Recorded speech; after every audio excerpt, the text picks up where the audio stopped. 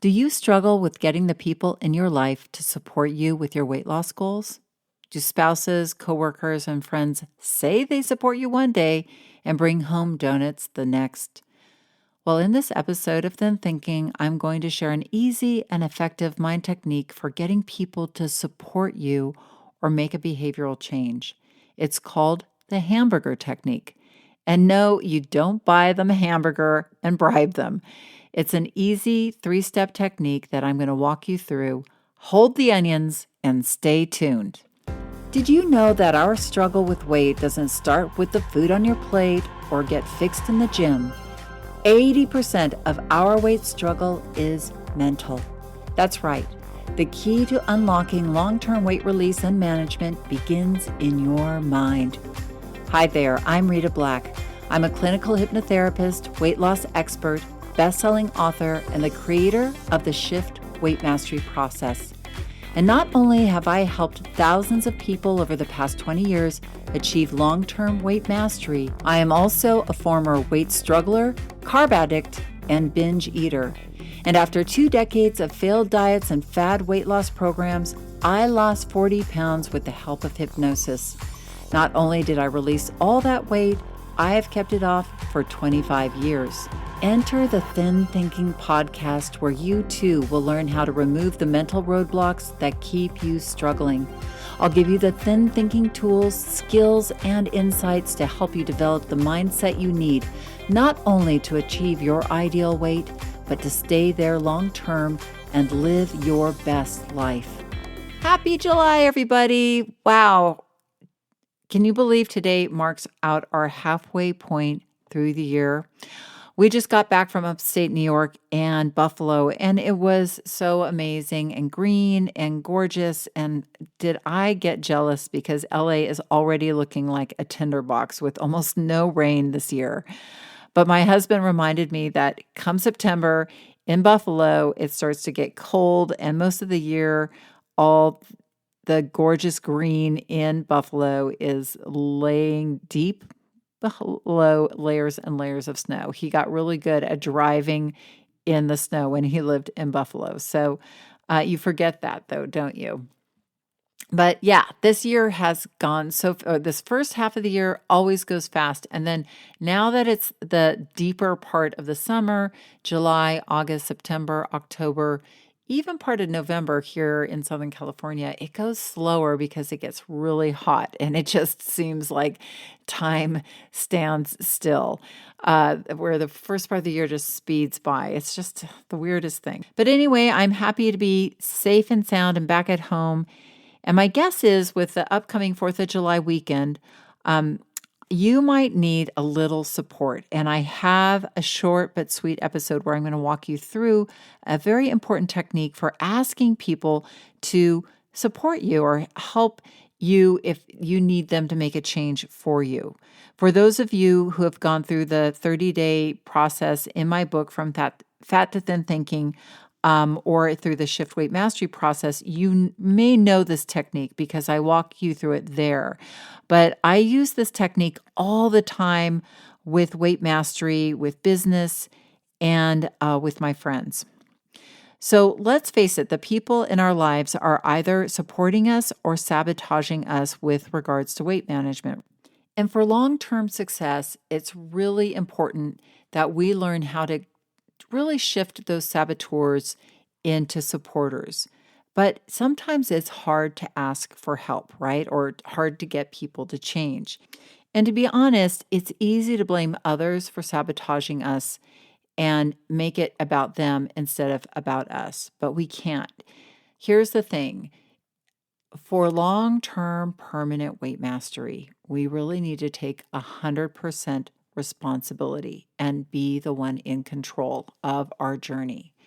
So we don't want to be the victim of other people. And so it's really important for us to take that responsibility and not blame other people, but we need to get them on our team. So most people who are sabotaging you currently, if they are, probably aren't doing it out of spite, that they're doing it for other reasons. And one of those reasons is that you kind of trained them that you at one point were either eating the food that they were bringing into the house or into the office, or you were, a part of you were going along with the whatever was going on, and they thought, oh, so and so like it. They like it when I bring my apple pie to the house. They like it when I buy donuts and they eat them. So in their mind, often they see themselves as doing you a favor, or that they're on your team. They're actually doing something that you like. So little do they know that in your mind, or in our minds, we're like, grr, why do they always bring donuts to the office? Don't they know everybody doesn't want to eat those donuts? They make us feel bad. Yes, we love them in the beginning, but no, we don't love them at the end of the day. So we really need to start to get people on our team. And here's, I'm just going to give you some mistakes that we make when usually trying to get people to make a change for us. Mistake number one is we complain at them. We say, don't bring the donuts in. Stop bringing me the donuts. Don't you know I'm trying to lose weight and I'm on a diet? Just stop doing that. Don't, like if a husband is bringing, ice cream home for his wife, it's like, stop bringing me that ice cream. Now, because in his mind, when you are complaining, that the other person is going to get defensive. Their brain is going to kind of freeze up, and a frozen brain isn't going to actually absorb and hear or make any changes. It's just going to be frozen, not take in the information or get pissed off. But that brain is going to want to repeat that behavior again because they are in the habit of bringing ice cream home.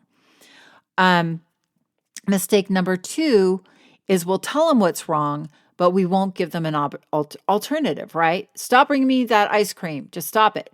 But we don't say, hey, bring me something healthy instead. Or, what I'd prefer you to do is sit with me and cuddle me while we watch TV. That's a lot more fun for me than eating ice cream. So we had, at my daughter's school, this amazing principal who she was so powerful because she said, I don't want to hear any complaints from you parents. If you have a complaint, if you want to come to me with it, I want you to also have a plan to implement and make that change, whatever that change is about the school. If you have a complaint about it, I want to hear how you're going to change it. You're going to solve that problem for us, and how that you're going to make that happen. And guess what? Our principal didn't get a lot of people making those complaints. And if she did, she got the action taken. So, so that's another reason why, we don't get people to help us out, is that we are not giving them an alternative to the behavior that they are doing. And so before you implement this hamburger technique, I want you, like that principle, I want you to think through the change that you want to create with the person who might be sabotaging you, and so that you can have that alternative. So, and then the third mistake is, we think that they're kind of against us when they're doing the action, like the husband bringing the ice cream home. The wife thinks like he's sabotaging me. He's against me. He wants me to stay fat. He doesn't love me, or, he wants to keep me, overweight and feeling bad about myself. And, most of the time when somebody is being generous in a way, like bringing you ice cream or bringing cookies to the office, or, bringing you something, making you food, like grandma bringing her apple pie all the time, is they really just want to be acknowledged. They really just want to be loved. That food is food, but really the underlying desire is for you to acknowledge them and let them know how generous they are, and to be connected to you. They really want to connect with you in a more powerful way. So I'm going to tell you an example of something that happened to me, actually, when a friend asked me to make a behavioral change. And this was early on in my own weight mastery. I had released 40 pounds, and, I've kept it off for 25 years. But this friend of mine, um, you know, before so I am somebody who comes from a family of, like, my mother was a baker, I was a baker, I was a foodie. I mean, I am still a foodie. I love to make food. I'm a good cook. I worked my way.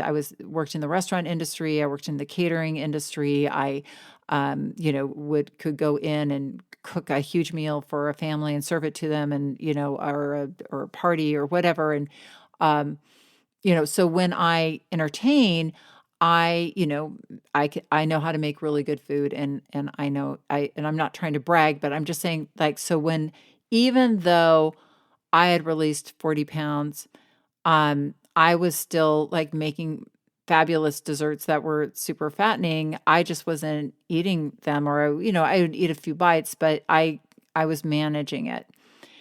And I had my dear friend, she kind of came up to me one night after we were, settled in after our dinner, and she said to me, "You know what, Rita, I love you, and um you're, my one of my best friends, and I'm so proud of your weight release and, the journey you've been on."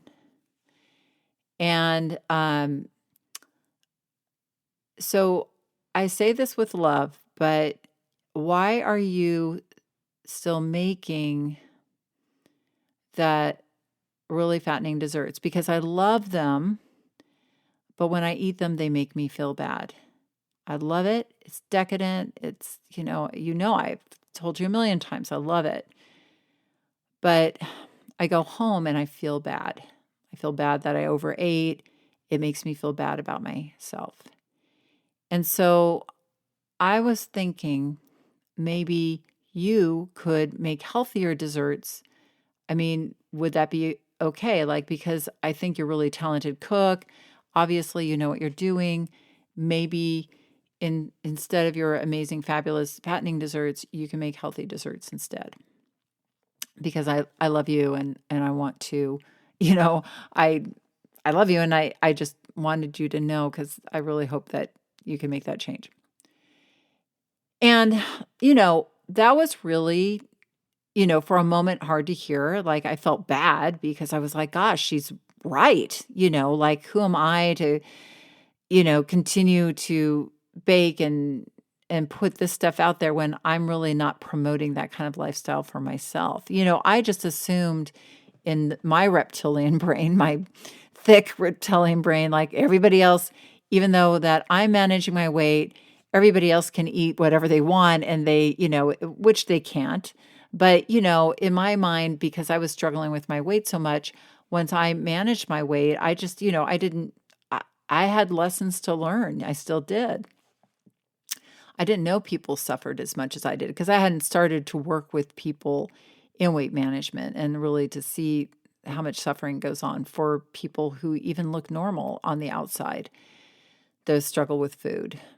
So, so I was really taken aback, but at the same time, the way that she said it to me was in almost a perfect hamburger technique that I'm going to teach you. So it hit me and it landed on me. It landed. I heard her. And not only did I heard her, I was kind of inspired by her, because I was like, she is right. Like, I could probably make really healthy desserts, and I do for myself. I just didn't think that other people would want healthier desserts. I thought they want the decadent desserts. So that actually inspired me to start cooking in a completely different way when I entertained. And now I'm the person who brings the healthy desserts and the healthy foods and the salads and all this stuff. You know, I that changed me. And but she had to ask, and she had to ask me for that change. And so I'm going to walk you through how to do this for someone in your life if you need to have that. Because the way she did it was, we were the dearest of friends still. Didn't change our relationship. It deepened it. It was a connection point. And, here's the thing is that we can sit and resent somebody for what they're doing and not tell them. But really, ultimately, do you think they really want you sitting there resenting them? Wouldn't you rather give them the respect that they deserve to let them know and to offer, opportunity to deepen your relationship with them by, connecting and people want to help you. They want to help you, but we have to approach them in a way that that you can be heard and they can be respected. So, so it's a hamburger technique because there's 3 steps and it's soft bun, meat, soft bun. So the first soft bun is you want to give that person um, uh, compliments. You want to give that person some love. Now, why do you want to do that? Because what you're doing in their brain. So if you go up to somebody and you just say, "Hey, I want to talk to you about something that you've been doing," right? What is going on in their brain? Their brain is going to freeze up and start to go into stress and distress and protection mode, right? They're going to start to defend the brain because the brain's like intruder, intruder. Somebody's mad, somebody's mad. The tone of your voice, the way that you're speaking, and they know that they're in trouble. So their entire nervous system is going to get freeze up, and they are not. It's going to. I call it the squirrel brain. The squirrel's out gathering nuts and all, joyful, and then you walk out there and the squirrel's like looks up at you like, "Oh no, intruder," right? So and they're I've got my claws out, like claws out. They want to protect themselves. So we want when we speak to somebody to ask them for a change, we want them to feel open and good. And we want to remind ourselves why we love them, and we want to remind them why we love them. So we are connected when we make this request. I can't tell you how powerful this is. So, you want to think of some like my friend said to me, "I love you. You're such a good friend. You're such an amazing cook." Now, when she said those things, my brain started to create the feel-good hormones, serotonin, oxytocin, dopamine, just all those neurotransmitters were flooding my brain, making me feel awesome and connected to her. And by her saying that to me, her brain was doing the same. So we had this like nice little neurotransmitter vibe going on before she gave me the meat. So if the wife was going to tell the husband about the ice cream, she might say, "Hey, honey, I really love you. You're such a generous husband. You always think of me. I love how you know, think of me and want to give me things. I really value that about your generosity means a lot, and your thoughtfulness really means a lot to me." That's a lot different than, "Hey, I really want to talk to you about something," right? So you're bathing their brain and you want to be authentic. You don't want to make stuff up, but I think it should be pretty easy for you to come up with some reasons why, to tell them some nice things, right? Okay. Number 2, the meat. Then you tell them what you need. And again, you're not going to do this like you're blaming them. You're going to take responsibility. You're going to, like my friend said, when you make those amazing desserts, I eat too many of them and it makes me feel bad about myself, right? So she's not saying, your desserts are fattening and you make me eat them. She's like, "No, I eat them and they make me feel bad about myself and I get tempted by them." She's not a victim in that situation. But she's powerful and she's letting me know a truth about her, right? She's being vulnerable. So you can be vulnerable, but you're saying whatever the behavior is, like they're bringing donuts into the office, they're bringing ice cream home, um, they're taking you out to really big meals and um, ordering lots of stuff. Like that is really okay, like great. Um, but when the outcome for you isn't good, like, oh, when you buy me the ice cream, I want to just eat a serving, but I end up eating the whole thing and it's making me gain weight and it's making me feel bad about myself, or it's making me feel out of control. And I don't think I can just eat a serving. So you're telling them, like, when this is the outcome for me, and it's not a good outcome. So it's not like, don't bring me the ice cream, it's making me, gain weight, but it's just like, it's making me feel bad about myself. So you're keeping the truth on your side of the street. You're not like playing the blame game, but you're just letting them know the truth about a situation that they're involved in, but you're not pointing the finger at them. You're keeping it on your side of the street. And then you follow up with more soft bun. So you say, before you finish with the soft bun, you can, like my friend did, offer a challenge or a alternative. Like, so when you bring the ice cream home, honey, even though I love it, on one hand, it is making me gain weight. I can't seem to stop at one serving. I end up eating the whole thing. I feel out of control and I feel bad at myself. And I was thinking about this because I really understand, you just want to connect with me and bring me something nice, which I think is so sweet. So why don't we do this instead? Why don't we, instead of having ice cream, we can sit on the couch and cuddle at night in front of the TV. Or we can, like if he was bringing donuts in the morning, we can make a healthy breakfast together and go for a walk. So something that you're saying, I want to be together with you too. We just don't need to do it over food. Let's find an alternative way to connect and be together and enjoy each other's company. And then then you finish up with the soft bun, because I really love you and I love that, you're so thoughtful and I love our evenings together.